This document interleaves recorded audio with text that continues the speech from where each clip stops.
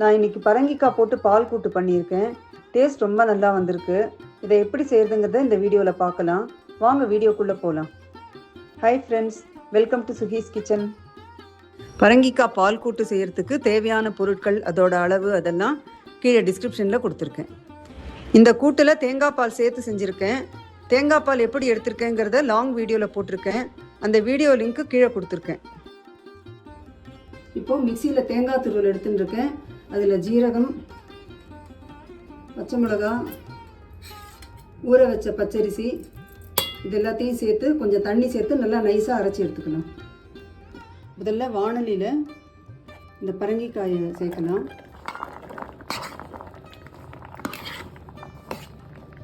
இதில் 1/4 கப்பு தண்ணி சேர்க்குறேன். ஸ்டவ்வை மீடியம் ஃப்ளேமில் வச்சுருக்கேன். இதில் உப்பு சேர்த்துடலாம், மஞ்சள் தூள், கருவேப்பிலை, இதை நல்லா கலந்து விடணும். இப்போ இதை ஒரு தட்டு வச்சு மூடிடலாம். ஒரு 3-4 நிமிஷம் வேகட்டும். நடுவில் ஒரு தடவை இந்த மாதிரி நல்லா திருப்பி விடலாம். தண்ணி இல்லைன்னா கூட கொஞ்சமாக தண்ணி சேர்த்துக்கலாம். பரங்கிக்காய் ஒரு 3-4 நிமிஷம் வேக வச்சுருக்கேன். இது 3/4 பதத்துக்கு வெந்திருக்கு. இப்போது மிக்சியில் 2வது தடவையாக போட்டு கொஞ்சம் தண்ணியாக அரைச்சி எடுத்தோம் இல்லையா, அந்த தேங்காய் பாலை இதில் சேர்க்கணும். ஸ்டவ்வை மீடியம் விட கொஞ்சம் குறைச்சி வச்சுருக்கேன். பரங்கிக்காய் நல்லா வேகணும், ஆனால் குழஞ்சி போகிற மாதிரி வேகக்கூடாது. அதனால் ஒரு 2 நிமிஷம் கொதிக்க விட்டால் போதும். 2 நிமிஷம் ஆகிடுத்து. பரங்கிக்காய் நல்லா வெந்தெடுத்து இப்போது அரைச்சி வச்சுருக்கிற இந்த தேங்காய் விழுதியும் இதில் சேர்த்துடலாம். ஸ்டவ்வை சிம்லேயே வச்சுருக்கலாம். இதை ஒரு 2 நிமிஷம் நல்லா கொதிக்க விடலாம். 2 நிமிஷம் நல்லா கொதிச்செடுத்து இப்போது வெல்லத்தை இதில் சேர்த்துடலாம். வெல்லம் சேர்த்தப்பறம் நல்லா கலந்து விடணும்.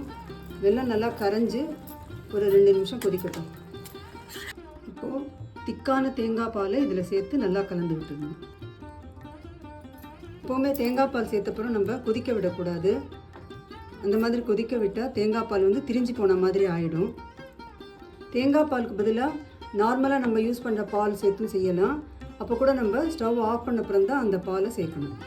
கடுகு, உளுத்தம்பருப்பு, காஞ்ச மிளகா, கருவேப்பிலை இதையெல்லாம் தேங்காய் எண்ணெயில் தாளிச்சிருக்கேன். இப்போது தாளிச்சதை இதில் சேர்த்துடலாம். இப்போ ரொம்ப டேஸ்டியான பரங்கிக்காய் பால் கூட்டு ரெடி. உங்களுக்கு இந்த வீடியோ பிடிச்சிருந்ததுன்னா லைக் பண்ணுங்கள், எல்லாருக்கும் ஷேர் பண்ணுங்கள், உங்கள் கமெண்ட்ஸ் அனுப்புங்க. சேனலை சப்ஸ்கிரைப் பண்ணாதவங்க சப்ஸ்கிரைப் பண்ணுங்கள். தேங்க்ஸ் ஃபார் வாட்சிங்.